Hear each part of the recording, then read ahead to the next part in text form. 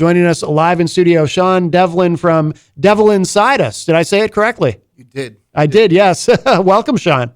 Welcome. Thank you. Pull that mic up a little bit more. Yeah, you just got to talk. These mics are such that you just got to talk right into them. Awesome. So we're gonna play a tune in a minute, but you've got a big show coming up in Nashua. Yes. Tonight at 134 Haines Street. It's a newer venue called Terminus Underground. Yes. Yeah, Terminus is a great place. Have you been there yet? Have you actually physically been there? I have not. I tell everybody the same thing. When you walk in, it's like walking into another world. It's so cool. Yeah. It really is. They do such a great job with it. Yeah, I know them very well, Eleanor and Andre.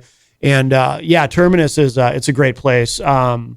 We had Green Jello or Green Jelly, whatever you want to call them, whichever name you want to use on the show. Not too long ago, and before they left, they ended up. Bill Mansfield said, "Hey, I do that every time." Bill Manspeaker. Yeah. I don't know why I say Mansfield. Bill Manspeaker said something about we're going to be back in the area in a couple of months. If there's a venue that you can that in the area that we could play, because they had just played the Shaskeen, but they wanted to play another place coming back through. And so Jenny got them booked, working with Eleanor, got them booked at Terminus. And what a show.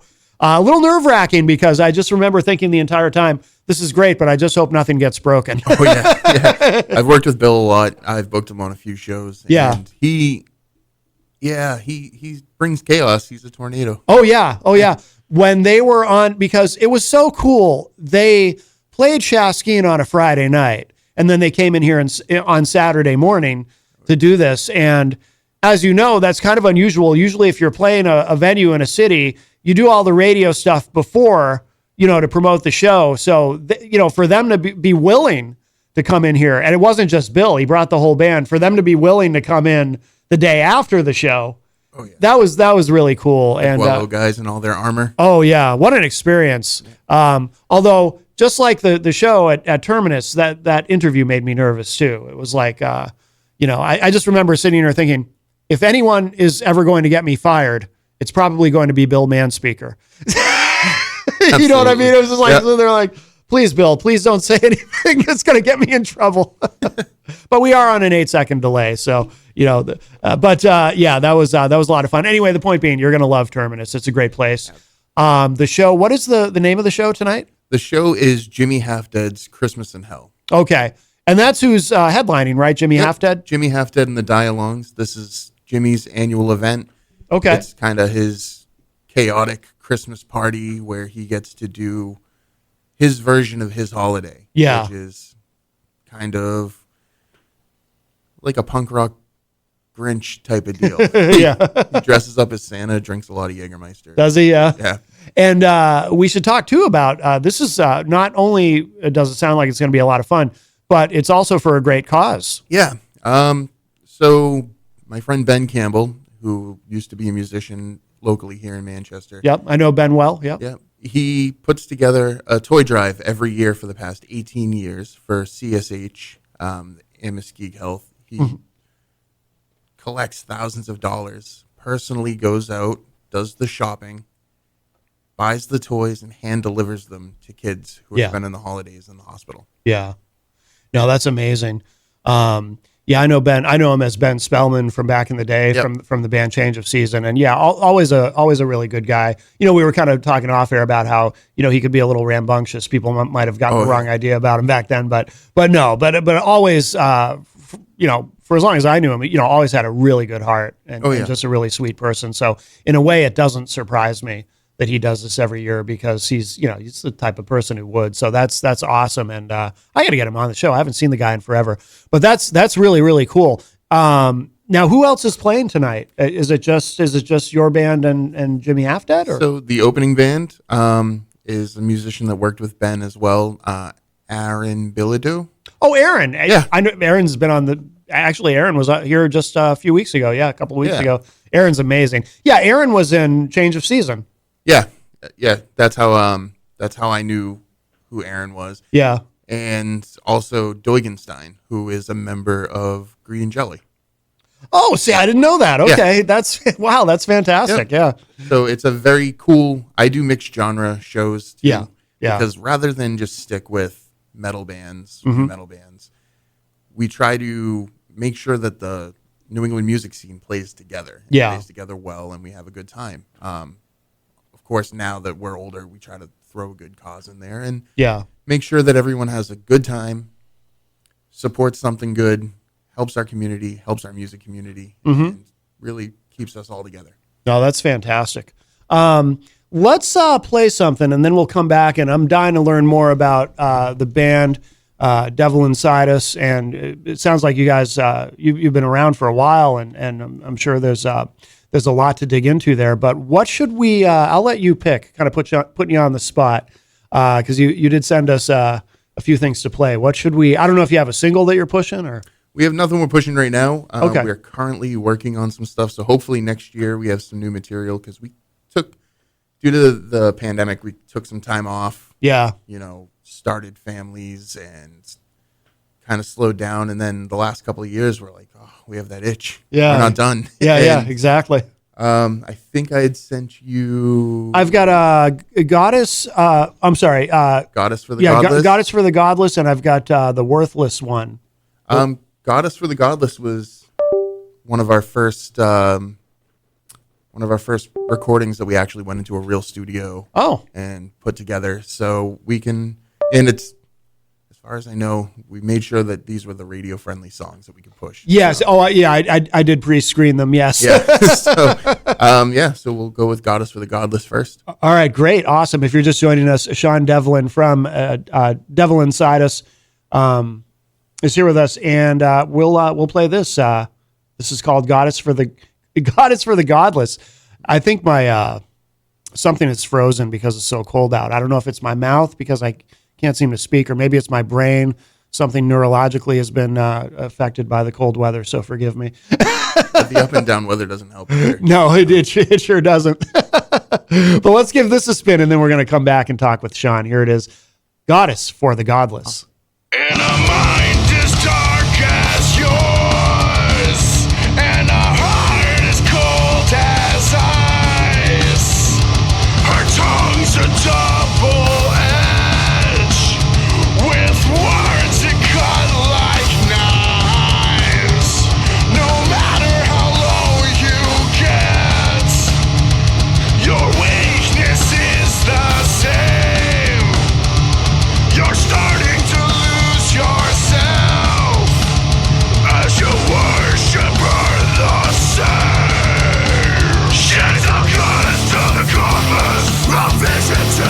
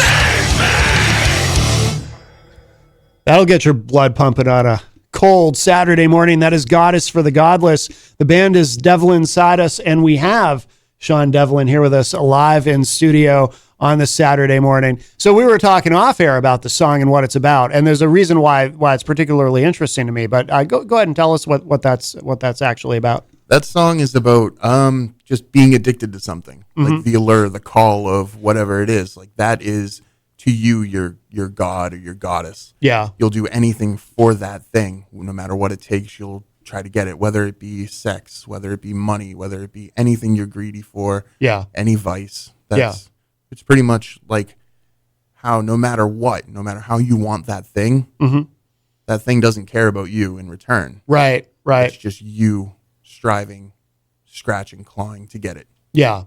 No, it's interesting to me because so I work as a certified hypnotherapist, and I help people with addiction quite a bit. Smoking being the number one thing that people come to me for to quit smoking. So, but I like what you said about, when you're addicted to that, something that doesn't actually care about you, Right. Smoking's a great example of that. There's literally nothing good that comes from smoking a cigarette. Right. But once you become addicted to it, you're always craving something that does nothing for you. Yeah. Doesn't give you anything, doesn't care about you.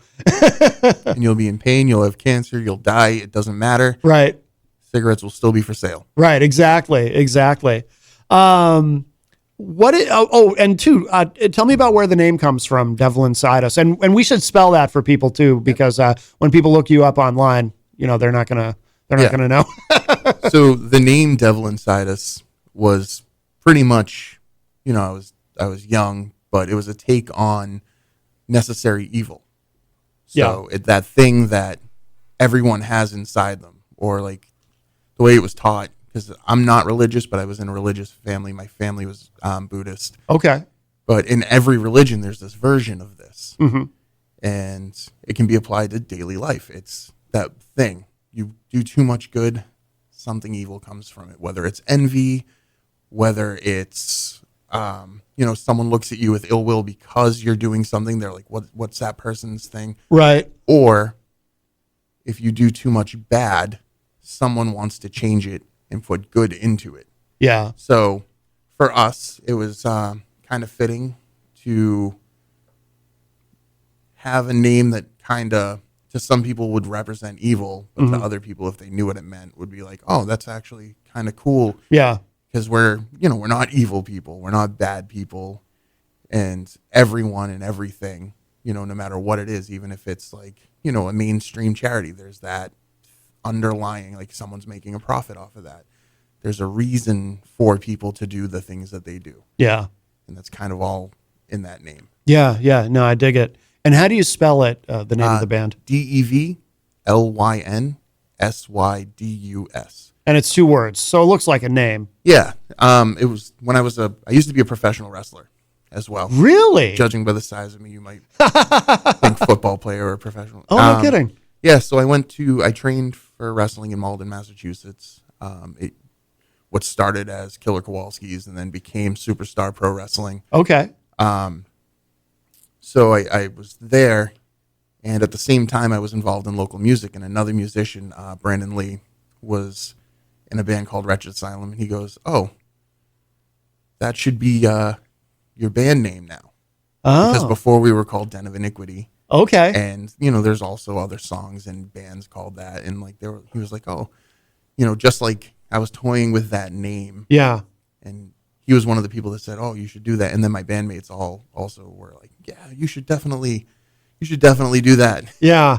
And the name sounded cool and it stuck and people seemed to like it. A lot of people pronounce it Devlyn Sydus. Right. But which would not be a bad name, actually, Devlyn Sydus. No, we don't mind it. Oh, that's interesting. I'm curious with a name like that. Do people end up spelling it wrong? Like I'm sure it's been spelled wrong on a poster or two over the years. Usually just the one letter, the Y. Really? In the Sydus. Yeah. Yeah. A lot of people are like, oh, it sounds like it could be a person's name, which was kind of the point. Right. But yeah, no. Promoters, people when they put us on flyers for like the Worcester Palladium or places like that, they always or Jewel across the street. That's one comment is always, that's a pretty cool band name. Yeah. Because you have to read it twice. So Right. It puts it through your head. Right. Yeah. No, I dig it. I like it a lot. If you are just joining us, of course, we have Shawn Devlyn here from Devlyn Sydus. And it's interesting that, so I'm a big wrestling fan, have been since I was a kid. And so is Jenny, by the way, who also commented in the chat room. She really liked that song. Oh, and I see Andre Dumont is in there as well, of course, from the band Dead Harrison. And of course, Formerly Mortuus Orchus. Yes. Oh, I knew those guys when they were. Speaking of bands that would have their name misspelled on posters. Oh yeah. When they were Mortuus Ortis, is that what it was? Yeah. I saw their name butchered a few times, but Dead Harrison is amazing. Oh, yeah. Great band and great people. But Andre says, "Good morning. It's story time." I also see Who I Am is in the chat room. Hello. So I'm just curious about that. So you trained, and were you actively a professional wrestler? Did you? Independently, yeah. Yeah. I wrestled a little bit for NWA New England up in Maine. No kidding. VCW in the Malden area, NIW. So a few of those places. Yeah. A lot of independent places between Maine and Rhode Island mostly. Okay. Very cool. Did you ever get in the ring with anybody who went on to be, or maybe somebody who had already been established but was on the indies? Or there's guys like Todd Hansen, who is now known as Ivar in the WWE. Oh, no kidding. Yeah, he was the guy I was on many independent shows with, Oh, mostly cool. battle royals, or Yeah. I would job to him in a tag team match or something. Yeah.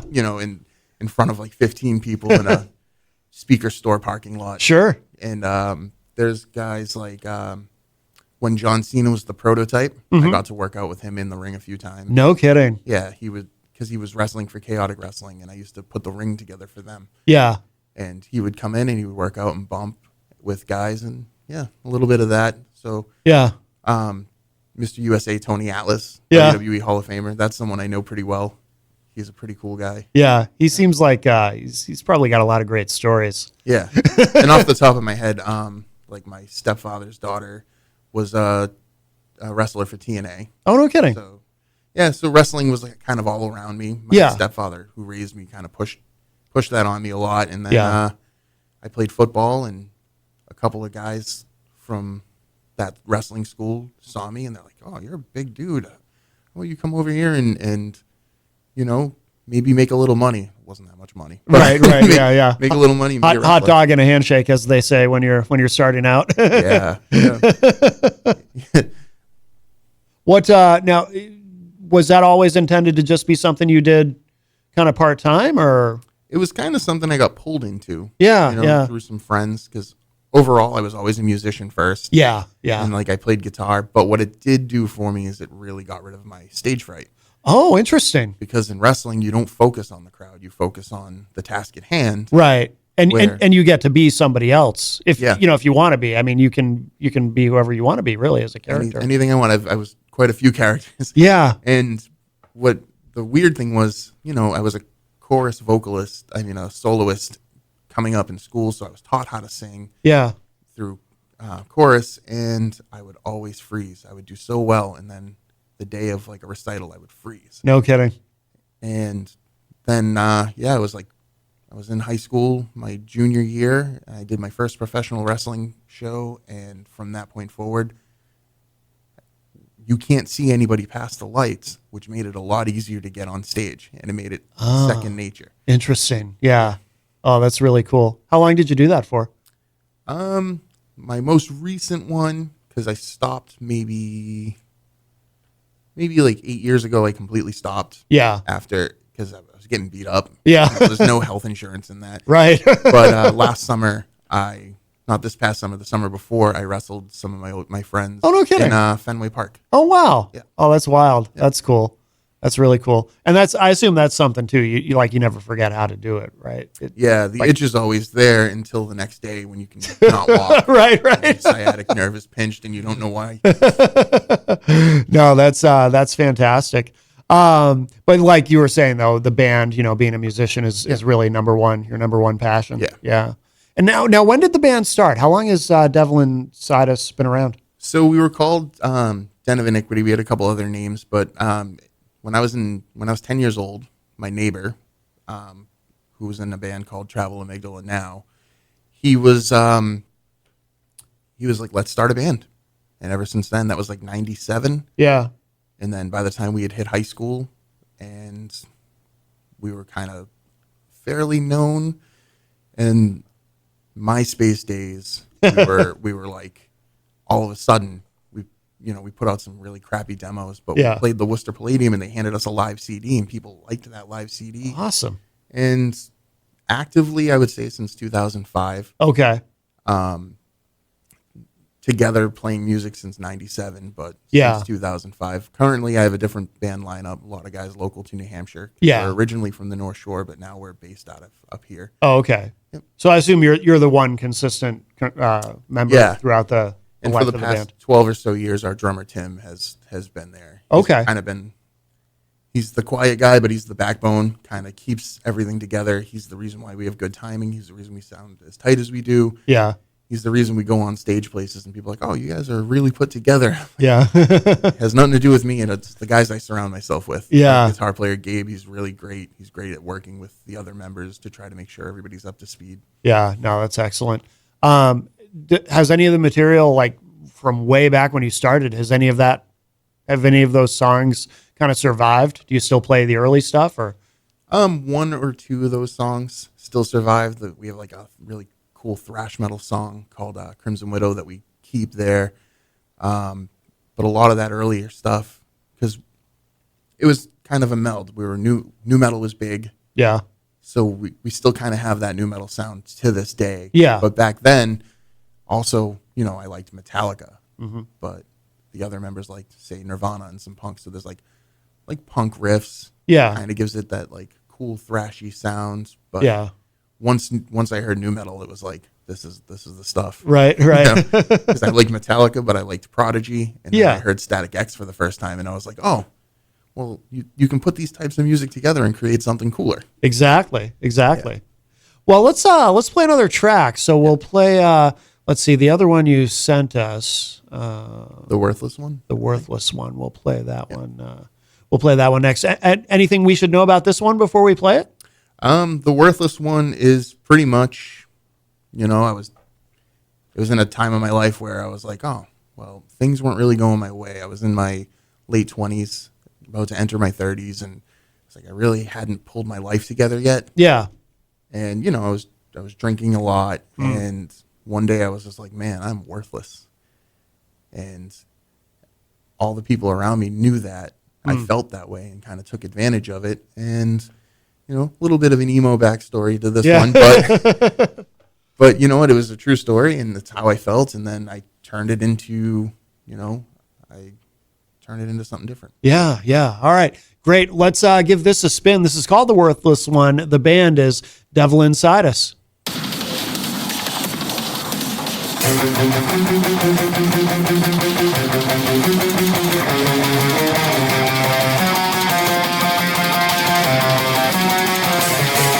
I feel him at the end of the line. Everything I thought I know so much, standing at the ledge of my mind. I can't find the courage to dive, as I had everything I tried to work for all torn away. I watched my whole world burn, a world in which there's nothing for me. I am the worthless one. Should've known I was justified. Part of a twisted game, cast away once you got your way. I am the worthless one. Should've known I was justified. Part of a twisted game, cast away once you got your way. I wish I never let you inside of these walls I built up over time, just so you could ruin my life, tearing apart everything that I had. And as I stand alone in the ashes of my crumbling world, you walk away from me. You feel no remorse in your ice cold heart. I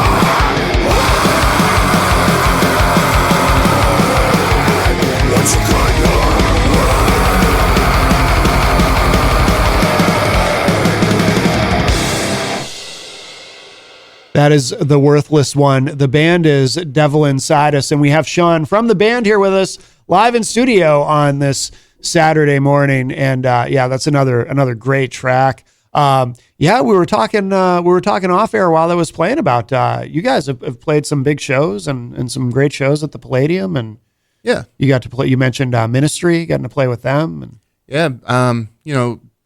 Back when we were way more active, we would get pulled onto some bills that were really great. yeah, We would play with bands like Ministry. There was a band, Death Grips, that was on there. That show was almost sold out. We'd played there with bands like Cold Chamber. Yeah. In Rhode Island, we would play with bands like Static X, Dope. Even up here in New Hampshire, we would do the same things. Like, bands that were new metal bands as new metal was starting to slowly come back. yeah, And we were much younger when we started playing that type of music. But as younger kids, being, younger bands, being able to pull younger people in to see those bands was really fun. yeah. Yeah. You must have played the Bomb Shelter up here, right? I've never played the Bomb Shelter. By the time I could, Yeah. it was closed. Okay. Yeah. Now, so obviously, well, how often do you play now? Because like you said, so the band is not as active as it was at that time, but do you still play a lot of shows or? So recently, so last year we kind of tested the water. We did a couple of things to raise money and collect canned goods so that we could drop them off at a food shelter. Yeah. We chose the FBC in Derry, New Hampshire, because what they do is they do a drive-up line where they fill bags with groceries. Mm-hmm. And if you can't afford food, you just pull up there, no questions asked. They give you a bag of groceries to feed your family. No kidding. So wow. we did that. I've never been to church in my life, but I saw one day I was getting gas next door, and I was like, wow, that's really cool. I looked into it, and I said, there's a lot of people who can't feed their families. Mm-hmm. So, I'm fortunate now that I don't have those problems. So Yeah. why not help some people? Much like what Ben's doing, which what we're taking care of tonight. Yeah. So now every year in October we do a canned goods collection and drive, and this year we were able to do it for multiple things. We did some for the MSPCA. We collected over almost $1,000, and bought pet food, beds, kennels, all kinds of stuff. Wow. And we were able to, in my Subaru Crosstrek, we filled it 3 times front to back No kidding. with things to drop off. Yeah. And yeah, that's kind of was the basis of it. And then last year we got asked to play a lot more. Yeah. Kind of turned it down because we weren't. Then this year, once we started, we haven't stopped. Good. So it's booking. Now we're starting. I think it's looking like we're going to start booking all the way into next spring. Wow. As of right now. Excellent. Yeah. The plan was we're going to slow down this winter, put out new music. We've been working on music for a couple of years. Yeah. With the help of the newer musicians in the band, Gabe, Zach, and Johnny, and Tim and I we're putting it all together, and we're hopefully we'll have newer stuff out, and we'll be playing more shows and for more good causes in the next couple of years. Excellent. Where are you recording?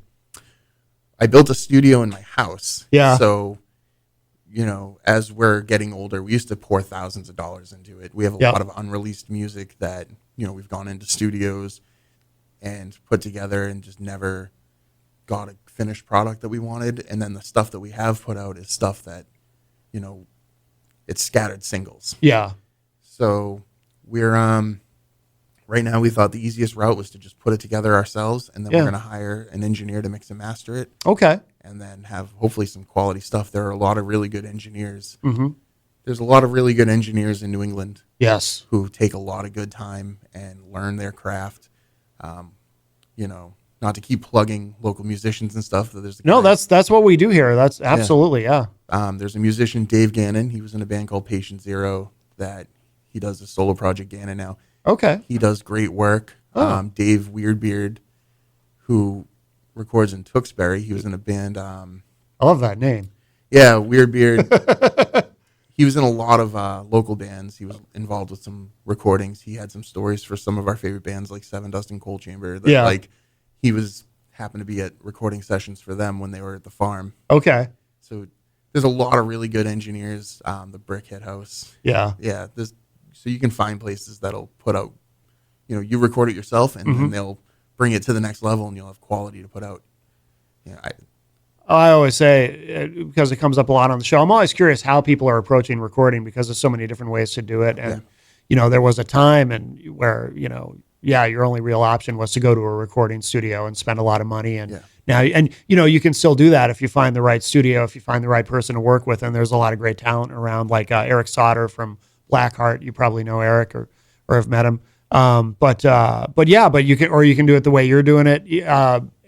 There's so many options now because of the technology, so many different ways you can record, and you really can. You can do something at home and build your own thing, and it sounds like it was done in $1 million studio. It's amazing. Oh yeah.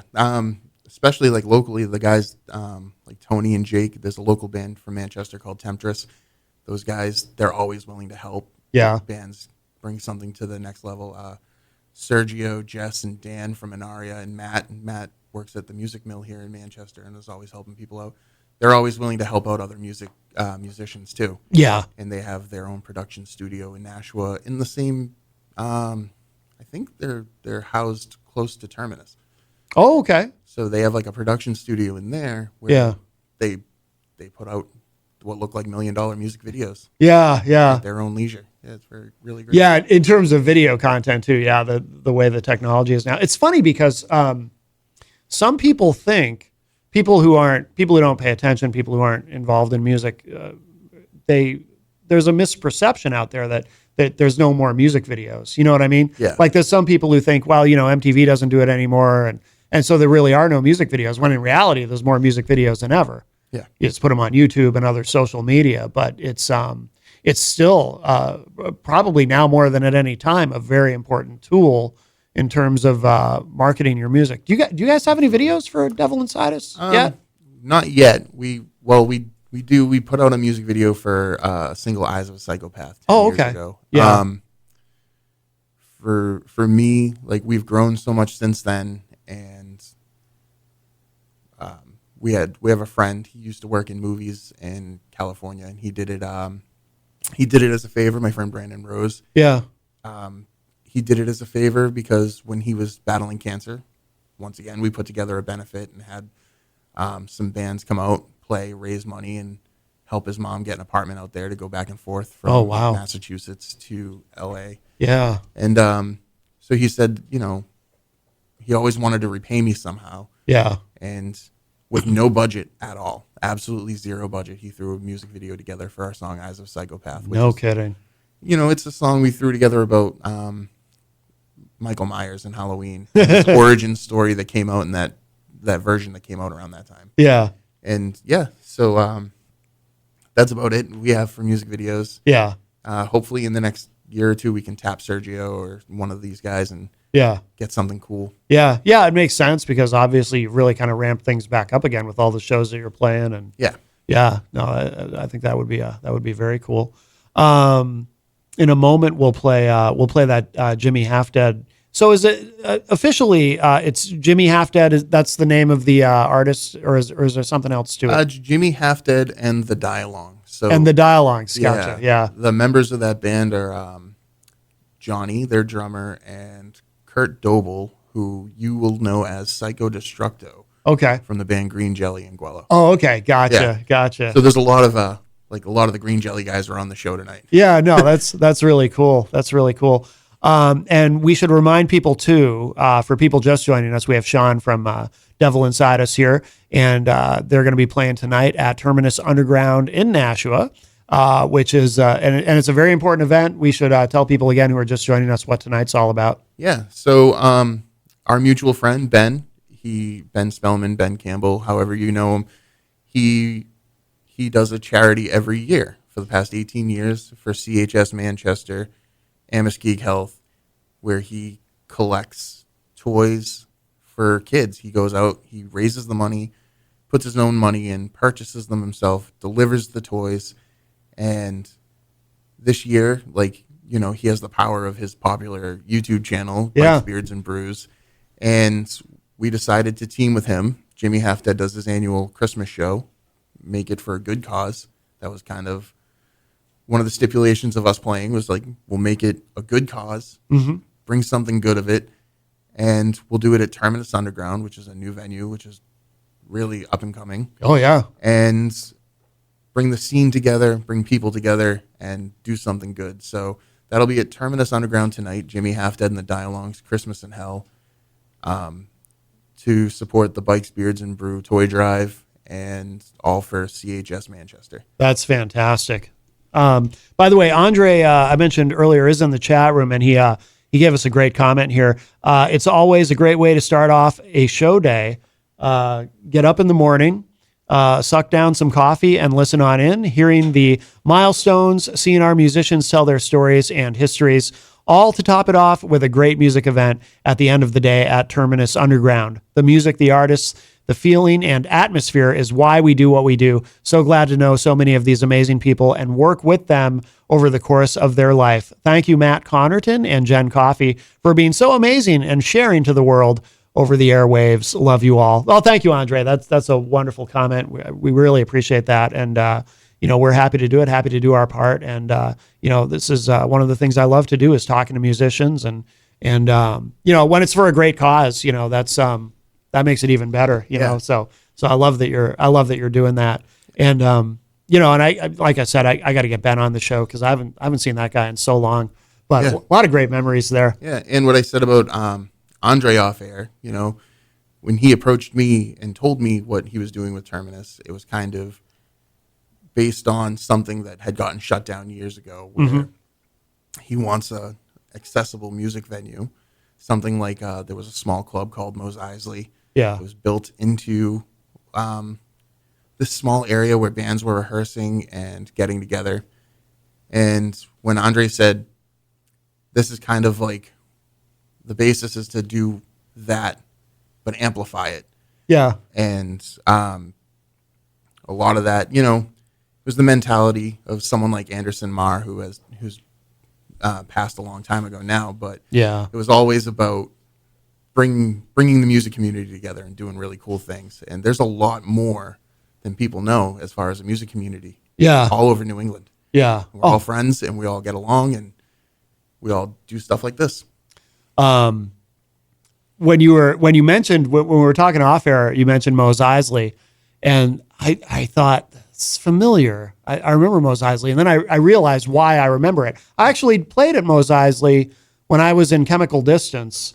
Yeah. I don't know if you remember Chem D. We had a short run. It wasn't for that long, but we played a show at Mos Eisley, and I remember it being definitely one of the most unique, if not the most unique venue. They took that we had played. Rehearsal spaces, knocked down a wall, built a bar in the middle. You walked in, it was like a nightclub. Yes. It was in an industrial building. Yes. Yeah, we rehearsed next door at one of the other sections of the building. Oh, no kidding. It was in the Everett Music Complex. I'll be damned. It's such a small world, isn't it? Yeah. Or it's a small scene. Yeah. Everybody really does kind of know each other or is connected in some way. Yeah. 1 or 2 degrees of separation. Yeah, Mos Eisley. Yeah, when you said it, I was like, oh, it sounds familiar, and I remember now. That's a Star Wars reference, right? Yep. I'm more of a Trekkie. I never really got much into Star Wars, but I know that's because if I remember correctly, there was some sort of Star Wars related theme. Wait, is Mos Eisley the bar with all the aliens in the first one? Yes. Or the second one? I don't remember which movie. Yeah. Not really my. Yeah. Same with me. Yeah. But okay, no, it's all coming back to me now. Yeah, that was a cool place. But see, so I didn't know that part of it though. I didn't know that. I knew that Terminus because I remember Eleanor explaining it. I knew the connection to is it The Walking Dead. I knew that part, but I didn't know that the inspiration for it originally was Mos Eisley. I had no idea. I didn't know either, and I saw Andre at a show in Lowell at Kodo, and when he explained that to me, and when we were talking briefly, and I was like, oh, that's pretty cool. That is cool. Now we get to do something cool there. That is very, very cool. Awesome. Oh, hello to B. Pinard, by the way, one of our very loyal listeners who is in the chat room. Good morning. And Carol Zawarowitz also in there. Good morning. So we'll wrap up the segment with that track from Jimmy Half Dead and the Dialogues. But the other thing too, I want to make sure people know, because we talked a lot about the show tonight. Want to encourage people to attend that. Also, where should people go to? Where's the best place to go to keep up with everything you're doing? You can find us on Instagram and Facebook at Devlyn Sydus, DEVLYNSYDUS. We don't really have a .com anymore. We feel like that didn't really bring in a lot of traffic, the .com, and we're not on TikTok. Oh, okay. I don't fully trust it. It's new to me, and I'm a very simple dude. Yeah, I haven't done much with it myself, actually, to be honest with you. Like, I have a TikTok account, but I haven't really done much with it. Yeah. But very cool, and you're very Googleable. If you type in your name. Although the good thing, that's one of the good things too about having a really unique name. Yeah, it's easy to Google, and it's extraordinarily unlikely that somebody else is going to pop up, that another band or somebody's going to pop up with the same name.